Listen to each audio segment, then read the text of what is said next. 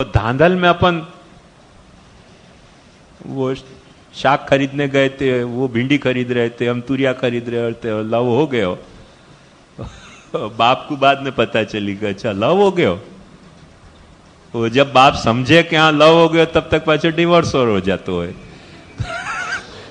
तो ये सारी जो लफड़ा है ना, वो बहुत लव मैरिज के लफड़ा है। तो वो अपने यहां हती नहीं ऐसी धांधल की प्रणाली। एक्सेप्शनली जहां कोई बहुत उत्तमाधिकारी है तो वो है, तो वाकई मान्य कर लिया गया उत्तमाधिकार को, बाकी एज ए कोर्स वाकू प्रिस्क्राइब नहीं किया गया। हाँ, तो बस वही सावधानी रखने की है कि अपन को थोड़ा हमें गुरु को भी टाइम देना चाहिए कि तुमको अच्छी तरह से समझ सके, तुमको भी टाइम लेना चाहिए अच्छी तरह से कि तुम गुरु को समझ जाओ, भगवत स्वरूप को समझ जाओ, और तुम अपने आप को समझ जाओ कि तुम या के लिए फिट हो कि नहीं। पर अब जब धांधल अपन करेंगे बिना समझे, अब जैसे लौट में अपन ने अनाउंस करवा दियो कि आज महाराज गांव में पधारे हैं, जिनको ब्रह्म संबंध लेनो है ले जाओ, कल तो महाराज चले जाएंगे गांव सु। फिर महाराज ब्रह्म संबंध दे के चले गए, उनको पता ही नहीं चले कि ब्रह्म संबंध भयो कि ब्रह्म संबंध भयो। तो ये सब लफड़ा की बातें हैं, लव मैरिज वाली बातें हैं, मैरिड कपल के लव की बात नहीं है। करके वो जितनी स्पीड से आवे उतनी स्पीड से निकल जाए, वही बात है। और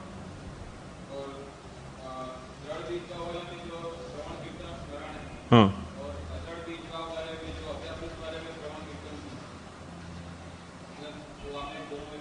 कोई भेद नहीं।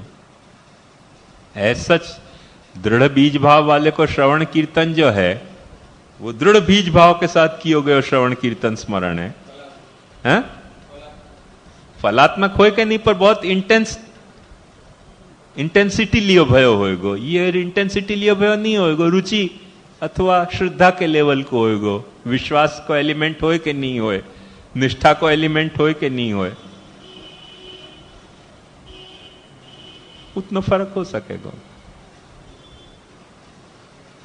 जैसे दामोदर दास और महाप्रभु जी को होता तो ना कि बहुत देर हो गई भगवत कथा नहीं भई, तो एक तरह की उबासी सी आती थी दोनों को बैठे बैठे कि अरे कितनी देर बीत गई भगवत कथा नहीं भई। अपन जैसे बोर होते हैं तो उबासी आवे ना, क्या भगवत कथा ही नहीं भई इतनी देर। तो या तरह की अपने को बोरियत नहीं हो रही है ना भगवत कथा के। और जो दृढ़ बीज भाव वाला है थोड़ी देर बात करेगा फिर वह उबासी आएगी कि यार क्या बात छिड़ गई व्यर्थ में, कुछ तो भगवत कथा करो। हाँ,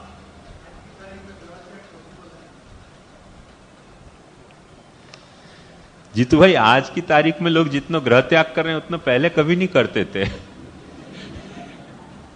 अंतर इतना ही है कि अपन ग्रहण के त्याग करते रहे, पुराने जमाना में ग्रह को त्याग करते थे।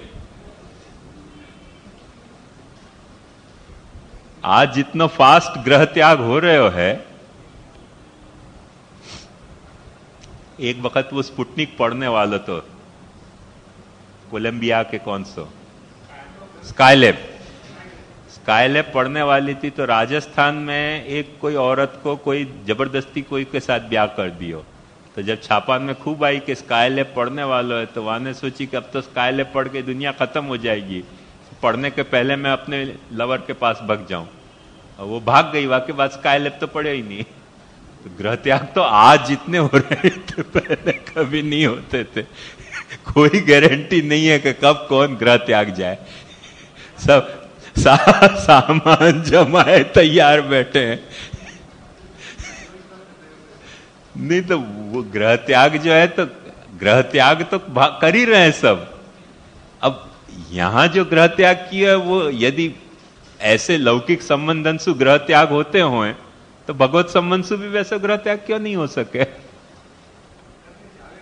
एक बात समझो, बाप को छोड़ के बेटा है भग जाए, नहीं भग जा रहे हैं आज। पति पत्नी को छोड़ के भग जाए, पति पत्नी को छोड़ के भग जाए, ये सब लफड़ाएं आज पुराने जमाना के प्रपोर्शन में बहुत ज्यादा हो गए। तो एग्जैक्टली तो अपने को भी कृष्ण के साथ घर बनाने के लिए यदि कोई को घर छोड़ना है मीरा की तरह तो छोड़े जा सके।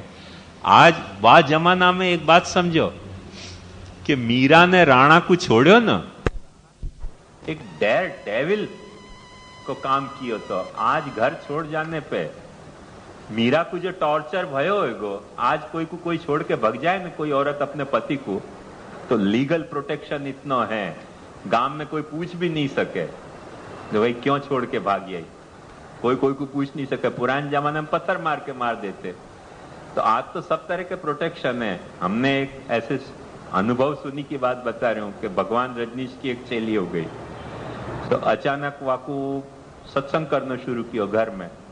सत्संग शुरू करने किया तो पति फेडअप हो गया, तो पति ने कि भाई ये सत्संग यहाँ नहीं चलेगा, तो नहीं कोई बात नहीं हम भाग जाएंगे घर छोड़ के।